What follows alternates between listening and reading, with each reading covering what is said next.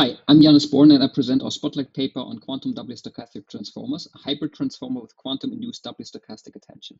As we find empirically, the QDSFormer significantly improves small-scale vision transformers and stabilizes their training, especially on complex datasets. At the core of the transformer, the Softmax normalizes the attention matrix to be right stochastic. Previous work has shown that this often destabilizes training and induces entropy collapse, rank collapse, or token uniformity. Empirically, it has been shown that the longer we train, the more doubly stochastic the attention matrices become. In the Sinkformer paper, this phenomenon has been turned into an inductive bias via Sinkhorn's algorithm, an iterative matrix balancing algorithm. The Sinkformer reached better performance than standard transformers across tasks like object recognition, point cloud classification, or more.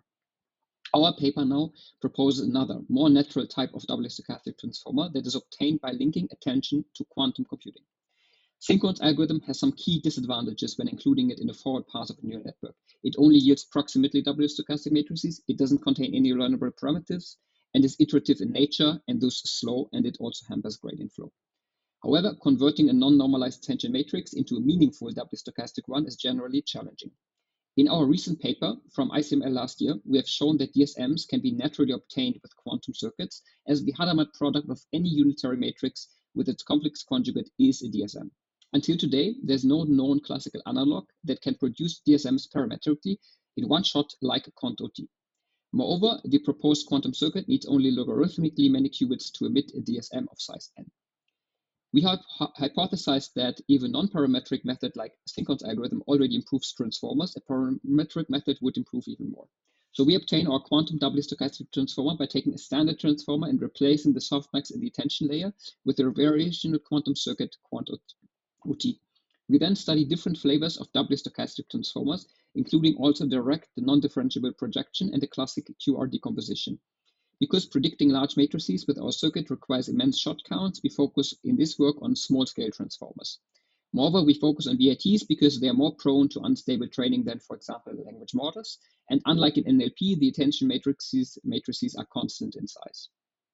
First, we investigate the expressivity of the different activation functions outside the transformer.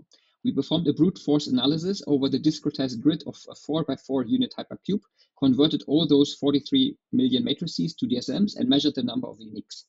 An ideal activation function is injective and doesn't destroy information. We see that with 8 circuit layers, quant.t was almost perfectly injective, and even with only 2 layers, it gave more unique matrices than any other method. When integrating the circuit now into a v.r.t, we consistently observe higher validation and test data accuracies than a standard v.r.t on datasets like MNIST and Fashion MNIST. This was obtained in quantum state vector simulation and with a static random circuit, so without online training of the circuit parameters. We further tested the QDSFormer on the 7 datasets of the MET MNIST benchmark and found that for 5 of them, the QDSFormer produced higher accuracy than any other doubly stochastic attention, including also the Sinkformer. Across all datasets, the error rate was reduced by almost 10%. For quantum ML standards, this was achieved on relatively large datasets and models. Last, we tested the QDSFormer on a compositional vision task, which is known to be notoriously challenging to train with standard v.r.t's.